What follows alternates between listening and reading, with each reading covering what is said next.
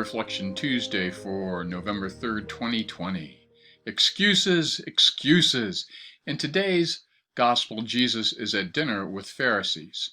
The Pharisees had this picture in their heads of the messianic banquet, of being in heaven with God, and they all desperately wanted to be there.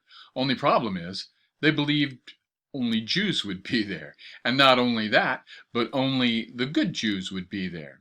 And the only good Jew is a Pharisee or a scribe. So Jesus tells them a story, a parable about a banquet where the guests had already sent in their RSVPs, and now they're trying to get out of it. The man giving the banquet then sent his servants out to the highways and byways to invite everyone else to the banquet. Now, the way a banquet worked in Palestine is that it was announced way in advance. You would know the day, but not the hour. That information is only given the day of the event. Now that the servants were giving them the start time, the day of the banquet, they were declining the day of the event.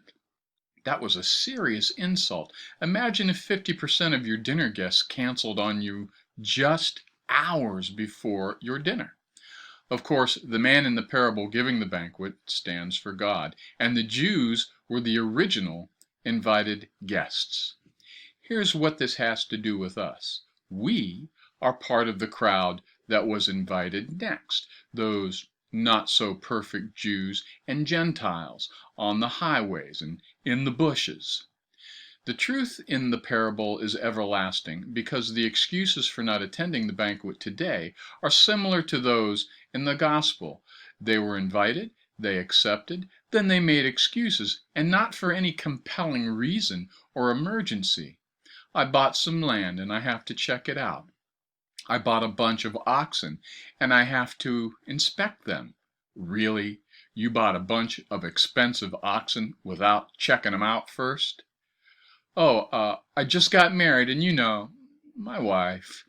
Seriously? You're going to try the Adam in the Garden of Eden excuse? Hey, don't blame me. The woman gave me the apple. Come on, Adam. Man up. The very interesting thing that should be a real warning to us is that none of the excuses in the parable are sinful or illegal. There's nothing wrong with owning animals or buying land or being married. But sometimes we make up excuses. It depends on what occupies the number one spot in your heart. Jesus invites, and I say, give me a few minutes, I'll be right with you. Give me a few days, I'll be right with you. Give me a few weeks, I'll be right with you.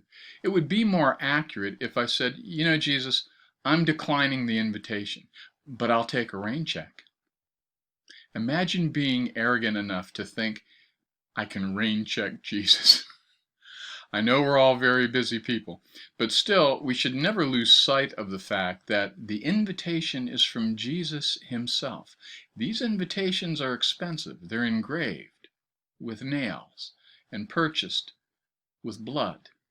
So a wee bit of homework today. You're invited to the banquet every day, all day long. Are there any excuses you have for God? Is there something other than Jesus that occupies the real number one spot in your heart? Is there anything in your soul that would cause God to go out to the highways and hedgerows and bushes looking for someone to fill your seat? Peace be with you. Stay safe and healthy. See you next week.